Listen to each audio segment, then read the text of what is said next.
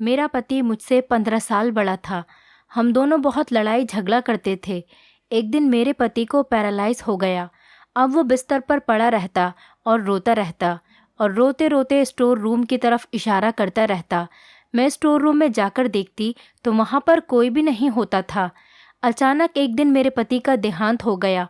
उसे मरे हुए हफ्ता ही गुजरा था कि मुझे उसके इशारे याद आने लगे। एक दिन नौकरानी नहीं आई थी तो मैंने सोचा आज मैं स्टोर रूम की सफाई कर लेती हूँ।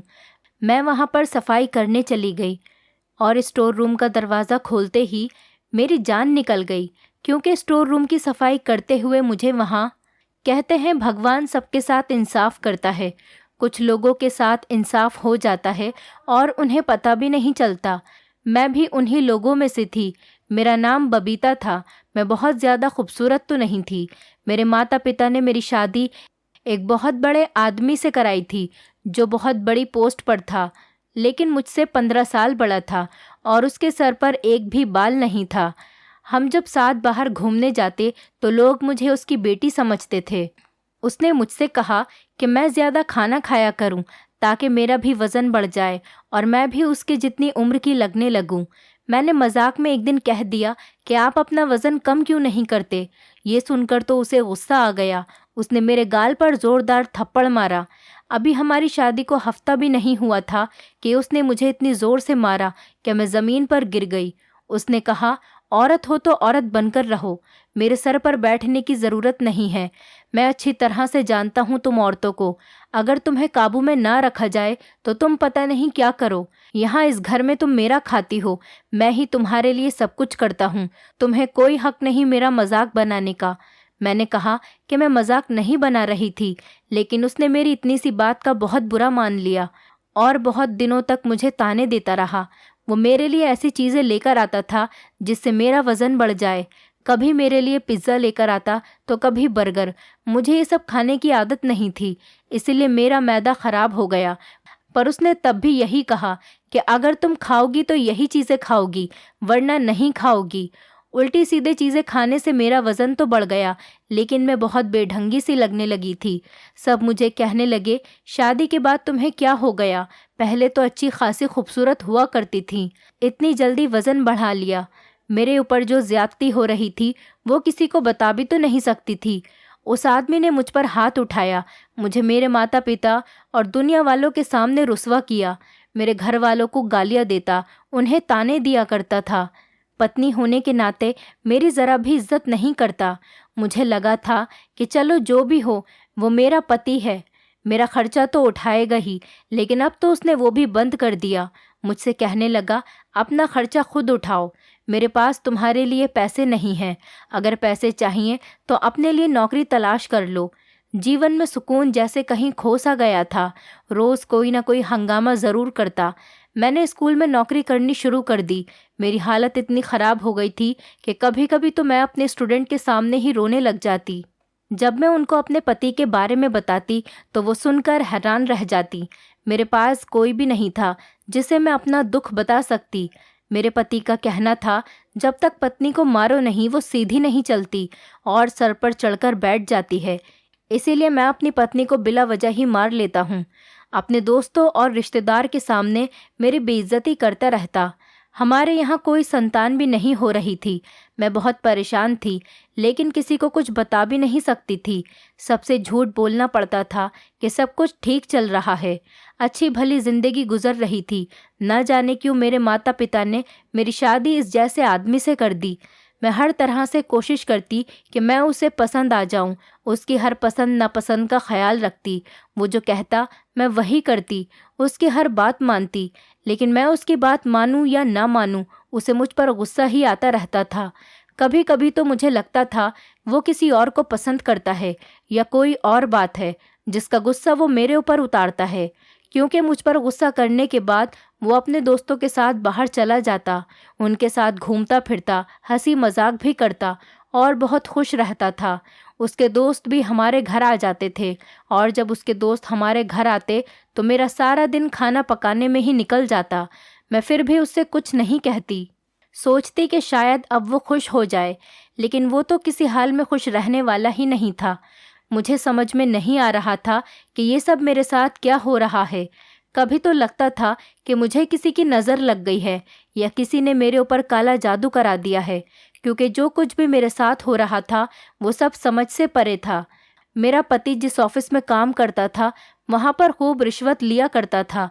नई से नई गाड़ियाँ, मोबाइल बदलता रहता, अपने लिए अच्छी से अच्छी चीज़ लेकर आता, अपने हर शौक़ पूरे करता, लेकिन उसे मेरे खर्चों का ज़रा भी ख्याल नहीं था। मैं अपने सारे खर्चे खुद पूरे करती।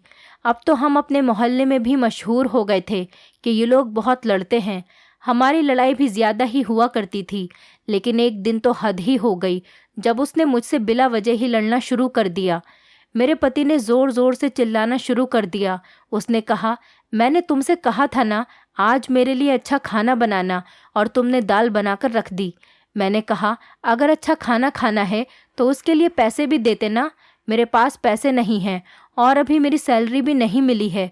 वो इस बात को लेकर खूब लड़ा और कहने लगा, मुझे तुम्हारे साथ रहना ही नहीं है, तुम मुझे अच्छी ही नहीं लगती। आज तक तुमने मेरे दिल में जगह नहीं बनाई। बात कहाँ से कहाँ शुरू हुई और कहाँ चली गई पता ही नहीं चला।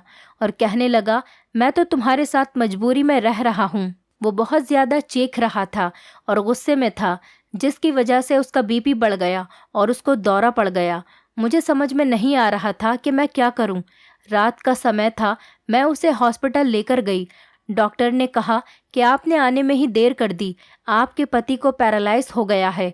अब ना ये चल सकते हैं ना ही बोल सकते हैं। इनका पूरा शरीर बेकार हो गया है। बस ये अपनी दोनों आंखें और 3-4 उंगलियां ही हिला सकते हैं। मेरे पति ने गुस्सा किया और गुस्से में आकर अपना ही नुकसान कर लिया। गुस्से की वजह से उनका बीपी हाई हुआ और उन्हें पैरालाइज का अटैक आ गया। खैर, हफ्ते भर हॉस्पिटल में रहे, फिर हम घर पर आ गए। अब मैं ही उनका ख्याल रखा करती थी। वो बोल ही नहीं सकता था, ना ही हिल सकता था, लेकिन उसे अपने किए पर अब भी कोई अफसोस नहीं था। मैं भी इन सब से खुश नहीं थी। वो जैसा भी था मेरा पति था। मैं नहीं चाहती थी कि उसके साथ कभी ऐसा कुछ हो। एक पत्नी कभी भी अपने पति का बुरा नहीं सोच सकती, चाहे पति जैसा भी हो। अब तो हमारे घर में पैसों की भी परेशानी होने लगी। मैं नौकरी भी करती, घर का काम भी करती और उसे भी संभालती। अब उसकी आंखें बदलने लगी थीं। वो सोचने लगा था कि ये मेरी पत्नी है जिसके साथ मैंने इतना बुरा किया, उसे मारा पीटा, उस पर गुस्सा किया। अब भी वो मेरा इतना ख्याल कर रही है, मेरी खिदमत कर रही है। एक दिन मेरे पति ने मुझे अजीब सा इशारा किया। मैं समझी नहीं कि वो मुझसे क्या कह रहा है। उसने अपनी उंगली से इशारा किया था। मुझे लगा कि वो कह रहा है मुझे बाथरूम जाना है या मुझे भूख लगी है, लेकिन आज उसने जो इशारा किया वो अलग था। वो स्टोर रूम की तरफ इशारा कर रहा था, लेकिन इसका मतलब ये नहीं था कि उसे स्टोर रूम जाना है। मैंने उससे पूछा, क्या हुआ? आप स्टोर की तरफ इशारा क्यों कर रहे हैं? क्या आपको स्टोर रूम में जाना है? तो उसने मना कर दिया। मैंने घर में एक नौकरानी रख ली थी, क्योंकि मैं आधे दिन घर में नहीं रहती थी और अपनी नौकरी भी नहीं छोड़ सकती थी।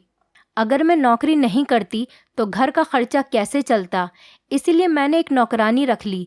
ऑफिस वालों ने मेरे पति का हिसाब भी क्लियर कर दिया था। अब वो नौकरी पर नहीं जा सकता था, इसीलिए उसकी तनख्वाह भी आनी बंद हो गई थी, और जो उसकी अभी तक की तनख्वाह और फंड हैं उनको मिलने में थोड़ा टाइम लगेगा। जब मैं उनको फ़ोन करती तो वो कोई ना कोई बहाना ले लेते। वो पैसे भी हमें मिल नहीं रहे, और मेरे पति का काम ऐसा था, उसे बहुत लोग जानते थे और उससे डरते थे। उसके दस्तखत के बगैर फाइल पूरी नहीं होती थी, इसलिए उसे लाखों रुपए की रिश्वत भी देते थे। उसके कुछ रिश्तेदार थे जो पहले तो पैसों के चक्कर में उसके आसपास रहते थे, लेकिन जैसे ही उसका बुरा समय आया सबने साथ छोड़ दिया। अब उसे एहसास हुआ कि मेरे बुरे समय में मेरी पत्नी ही मेरे साथ है। वो रोज़ रात को स्टोर की तरफ इशारा करता और रोता रहता। उसे देखकर मुझे भी रोना आ जाता था, क्योंकि मुझसे उसकी ऐसी हालत देखी नहीं जाती थी। हमारी शादी को 5 साल हो गए थे और इन 5 सालों में उसने मुझे चैन का सांस लेने नहीं दिया था। हर रोज़ मेरा खून जलाता था। बहुत तकलीफ़ दी है उसने मुझे, लेकिन मैंने उसे माफ़ कर दिया था। शायद उसको उसके किए की सज़ा मिल गई थी। मैं उसे और सज़ा नहीं देना चाहती थी। वो रोता रहता था और बार बार इशारा करता। मैं उसके इशारे पर जाकर देखती, लेकिन मुझे वहाँ पर कुछ भी नहीं मिलता। न उसकी कोई चीज़ वहाँ थी और न कोई और चीज़ ऐसी थी जो उसे चाहिए हो। अब बार बार इंसान एक चीज़ की तरफ इशारा कर रहा है, इसका यही मतलब है कि कोई बात तो ज़रूर है, लेकिन मैं समझ नहीं पा रही थी। एक दिन उसकी कज़िन हमारे घर पर आ गई और हैरत की बात है, वो उससे तो नहीं मिली, लेकिन मुझसे अजीब गरीब बातें कर रही थीं। कहने लगी, तुम्हारे पति की तनख्वाह और फंड के पैसे कब मिलेंगे? मैंने कहा, पता नहीं, मैं तो रोज़ फ़ोन करती हूँ, वो लोग कुछ न कुछ बहाना बना देते हैं। कहने लगी, बहुत सारे पैसे होंगे ना, तुम इतने पैसों का क्या करोगी? मैंने कहा, अपने पति का इलाज करवाऊंगी, हो सकता है दूसरे शहर में इनका इलाज हो जाए। तो मुझसे पूछने लगी, कहीं तुम्हारे पति ने दूसरी शादी तो नहीं कर रखी थी? मैंने कहा, मुझे नहीं पता, लेकिन वो मुझे अपने पैसे नहीं देते थे। बोली, तब तो ज़रूर इसने दूसरी शादी कर ली होगी। मैंने कहा, अगर ऐसा होता तो वो औरत अभी तक यहाँ आ गई होती, लेकिन मेरे पति ने मुझे ऐसा कुछ भी नहीं बताया और ना ही उसने मुझसे छुपाकर दूसरी शादी की है। उसने कहा, तुम झूठ बोल रही हो, इसकी सारी दौलत तुम्हारे पास ही है। ये कई लोगों से लाखों रुपए की रिश्वत लेता था, तुम्हारे ऊपर ही उड़ाता होगा, तुम्हारे नखरे देखता होगा। मुझे भी गुस्सा आ गया। मैंने कहा, देखो, मैं खुद नौकरी करती हूँ, सर्दी हो या गर्मी या मेरी तबीयत ख़राब हो, मैं ज़रूर अपनी नौकरी पर जाती थी। महीने के 30 दिन अपना सर खपाने के बाद मुझे 30,000 रुपये ही मिलते हैं और वो भी घर के खर्चे में ख़त्म हो जाते हैं। तुम्हें उसके पैसे चाहिए तो खुद तलाश कर लो, उसके पैसे भी उसकी दूसरी पत्नी भी, अगर मिल जाए तो मुझे बता देना। उसने कहा, तुम बहुत बदतमीज़ हो और तुम्हारा पति भी ऐसा ही था, इसलिए आज इस हाल में पड़ा है। तुम देखना कहीं तुम भी इसी हाल में ना पहुंच जाओ। आज वो लोगों का मोहताज है, कल तुम भी मोहताज ना बन जाना। अगर ऐसा हुआ तो तुम दोनों का ख्याल कौन रखेगा? तुम तो तड़प तड़प कर भगवान को प्यारे हो जाओगे। मैं उसकी बातें सुनकर हैरान रह गई और सोचने लगी, कैसी दुनिया है, ये लोग किसी भी हाल में आपको नहीं छोड़ते।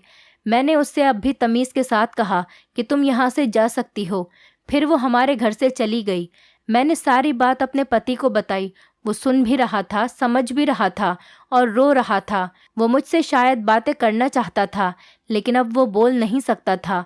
अगले दिन मैंने डॉक्टर से चेकअप करवाया तो डॉक्टर ने भी यही कहा कि इनके ठीक होने की उम्मीद बहुत कम है। अभी तो ये ऐसे ही रहेंगे, आगे भगवान की मर्जी। लेकिन अगर आप चाहें तो किसी और डॉक्टर को दिखा सकती हैं या किसी और शहर ले जा सकती हैं। डॉक्टर हर महीने आकर चेक करते थे, लेकिन कोई अच्छी खबर नहीं मिल रही।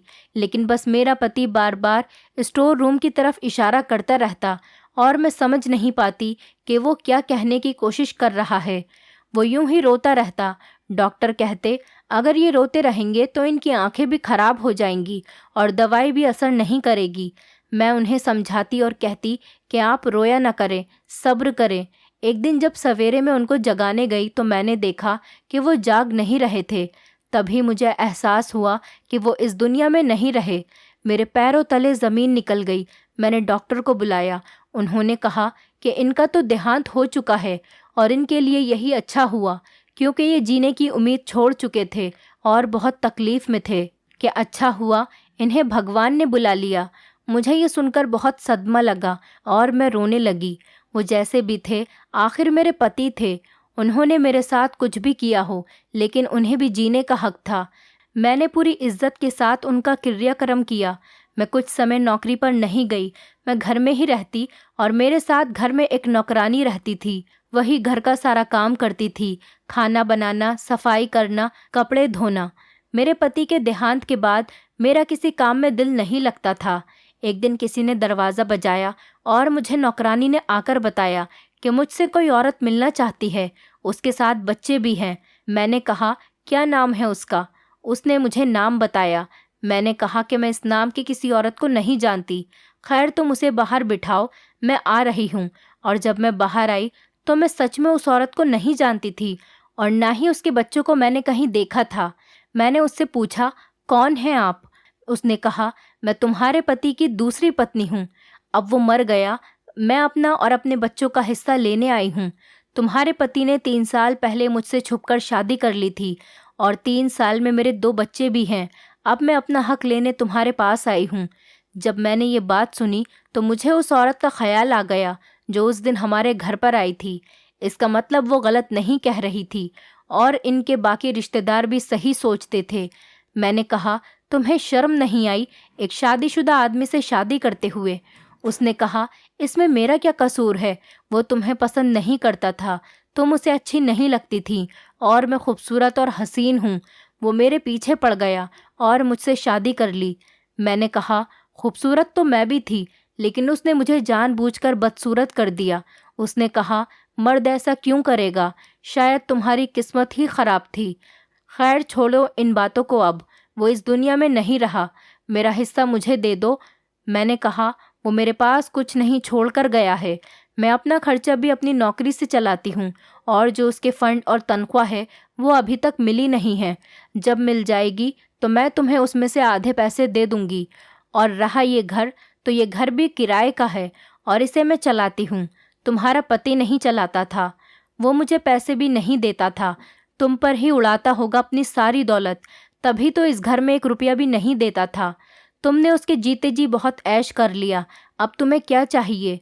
वो औरत मुझसे लड़ने लगी और मेरे पूरे घर की तलाशी लेने लगी।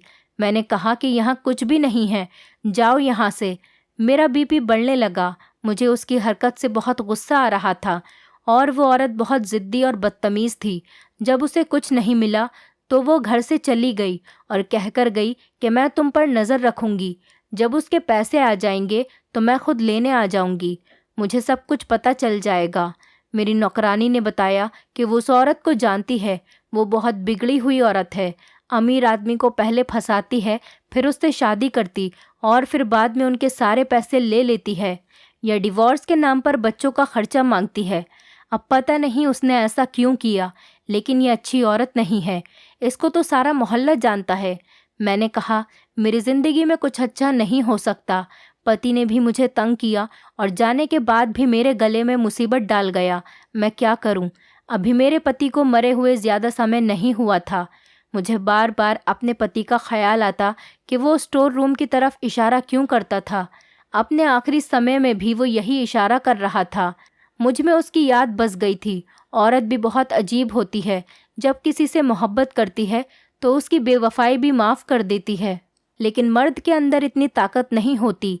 मुझे तो आज तक ये समझ नहीं आया कि मेरे पति ने मेरे साथ ऐसा क्यों किया, जबकि मैंने तो हमेशा उससे मोहब्बत ही की। मैं अपने घर से भी यही सोच कर आई थी कि हमेशा अपने पति का साथ दूंगी। मैं देखने में भी अच्छी थी, लेकिन शायद उसके दिल में जगह नहीं बना सकी। औरत खूबसूरत है या नहीं, मर्द की नज़र तय करती है। अगर कोई औरत एक बार मर्द को खूबसूरत लग जाए, तो अगर वो खूबसूरत ना भी हो तो वो उसे अपने दिल की मलका बनाकर रखता है। और कभी कभी तो बहुत खूबसूरत औरत भी मर्द के दिल को नहीं भाती, तो उनकी हालत मेरे जैसे हो जाती है। क्योंकि आजकल तो हालात ही ऐसे थे। मैं अब दिन भर रोती रहती थी, खाना भी नहीं खाती थी, हर समय दिमाग टेंशन में रहता था। लेकिन मेरे पास अब क्या रह गया था? मेरी उम्र भी अभी कोई ज़्यादा नहीं हुई थी। मुझे किसी से शादी भी नहीं करनी थी। मेरा ऐसा कोई इरादा नहीं था। मैं सिर्फ अपनी ज़िंदगी चैन सुकून से और अपने तरीके से जीना चाहती थी और मेरे दिल में अब कोई चाहत बाकी न रही थी।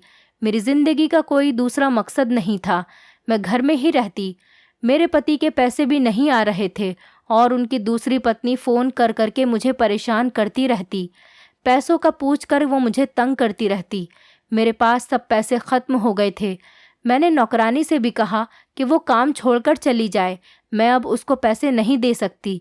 मैं हैरान रह गई जब एक दिन वो मेरे लिए खुद अपने घर से खाना बनाकर लेकर आई और कहने लगी, आप बहुत अच्छी हैं मैडम, आपने मेरा बहुत ख्याल रखा है। मेरे पास इतना ही है मैडम, मैं आपके लिए खाना ही ला सकती हूँ। उस दिन मुझे पता चला कि अगर हम दुनिया में किसी अच्छे इंसान के साथ अच्छा करते हैं तो वो हमारे साथ उससे भी ज़्यादा अच्छा करता है। उसके पास तो खुद कुछ नहीं था, वो गरीब थी और उसके 4 बच्चे थे। मैं उसके ऊपर बोझ नहीं बनना चाहती थी। मैंने उससे कहा, अगर मेरे हालात अच्छे हो गए तो मैं तुम्हें ही काम पर बुला लूँगी और तनख्वाह भी दे दूँगी। उधर उनके ऑफिस वाले पैसे देने को तैयार नहीं थे, शायद वो पैसे खाना चाहते थे। इधर उनकी पत्नी ने मुझे तंग कर रखा था। मेरी एक दोस्त थी जिससे मैंने उधार ले रखा था और किसी तरह खाना पीना चल रहा था, वो भी ख़त्म होने ही वाला था। मैं बहुत ज़्यादा परेशान थी। नौकरानी को भी मैंने हटा दिया था। घर भी बहुत ज़्यादा गंदा हो रहा था। वैसे भी करने को कुछ नहीं था। मैंने सोचा आज सफाई कर लेती हूँ। मैं स्टोर रूम में चली गई।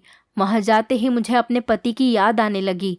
मैं सोचने लगी वो बार बार इधर इशारा क्यों करते थे कि अचानक मेरा पैर फिसल गया और मेरा हाथ दीवार पर लग गया, जिससे मेरी कलाई में चोट लग गई और वहाँ का एक टाइल टूट गया। जब मैंने उस तरफ देखा तो मेरे पैरों तले ज़मीन निकल गई। मुझे यकीन नहीं हुआ कि मेरी आंखें क्या देख रही हैं। इस दीवार के पीछे एक कमरा बना हुआ था और उसमें एक तिजोरी बनी हुई थी। जब मैं अंदर गई तो मेरे पैरों तले ज़मीन निकल गई। उसके अंदर ढेर सारी दौलत, सोना चांदी और ना जाने क्या कुछ था। मैं समझ गई कि वो इसी तरफ इशारा किया करते थे, लेकिन बता नहीं पाते थे। जैसे कि मेरे पति के बारे में मशहूर था कि वो बहुत ज़्यादा रिश्वत लिया करता था।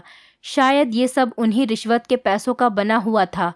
मैंने सब सामान वहाँ से निकाल लिया और उस जगह को बंद कर दिया और पहले की तरह कर दिया ताकि कोई पहचान न सके। अगले दिन मैंने नौकरानी को बुलाया और कहा कि घर का सारा सामान पैक कर दो, मैं यहाँ से जा रही हूँ। वैसे भी ये घर किराए का है। मैं सोच रही थी दौलत में से कुछ हिस्सा अपने पति की दूसरी पत्नी को दे दूंगी, लेकिन नौकरानी ने बताया कि वो दोनों बच्चे उसके नहीं थे। वो झूठ बोल रही थी। वो बच्चे किसी और के थे। वो आपके पति के बच्चे नहीं थे। वो औरत हमारे मोहल्ले में रहती है। कल एक आदमी आया था और अपने बच्चे लेकर चला गया। हो सकता है आपके पति ने उससे शादी ही ना की हो। वो झूठ बोल रही हो, क्योंकि ये औरत ऐसे ही ड्रामा करके पैसे ऐंठती है। मैं खामोश उसकी बात सुनती रही। मैंने नौकरानी को उसकी तनख्वाह और कुछ पैसे दे दिए। उसे लगा शायद मुझे ऑफिस से पैसे मिल गए हैं, लेकिन ऑफिस वाले तो पैसे खाकर बैठ गए थे। मैं वहाँ से चली गई। मैंने कुछ सामान भी उसे दे दिया और थोड़ा बहुत सामान अपने साथ लेकर दूसरे शहर में चली गई। वहाँ पर ही मैंने नौकरी करनी शुरू कर दी। आज मेरे पास घर भी है, गाड़ी भी है और मैं अपने पति के नाम से एक अनाथ आश्रम बनवा रही हूँ, क्योंकि ये पैसे उनके ही थे, उन्हीं ने रखे थे और वो तो मुझे ये पैसे देना भी नहीं चाहते थे। लेकिन शायद किस्मत को यही मंजूर था, ये पैसे मुझे ही मिलने थे। मैं इन पैसों से कोई अच्छा काम करना चाहती थी। ये सब सुनने में अजीब लगता है, लेकिन मेरा पति मुझसे 15 साल बड़ा था। उसने इतने सालों में ये पैसे जमा किए थे, लेकिन वो इसे खर्च नहीं कर पाया। यही तो जीवन है, इसमें ऊंच नीच होती रहती है। लेकिन अब मैं किसी पर भरोसा नहीं कर सकती, इसीलिए दूसरी शादी नहीं करना चाहती। मैंने आगे पढ़ाई करने का फैसला किया ताकि मैं एक अच्छी जॉब कर सकूं, क्योंकि चाहे आपके पास दौलत या दरिया क्यों ना हो, वो एक दिन ख़त्म ही हो जाता है। मैं अपने पति को खुशी से याद करती हूँ और उसकी आत्मा के लिए भगवान से प्रार्थना करती हूँ, क्योंकि वो जैसा भी था मेरा पति था। दोस्तों, उम्मीद करती हूँ आपको हमारी कहानी पसंद आई होगी। कहानी पसंद आई है तो वीडियो को लाइक करें, चैनल पर नए हैं तो चैनल को सब्सक्राइब करें और हाँ, नोटिफिकेशन बेल को ज़रूर दबाएं ताकि अगली अपडेट सबसे पहले आपको मिले।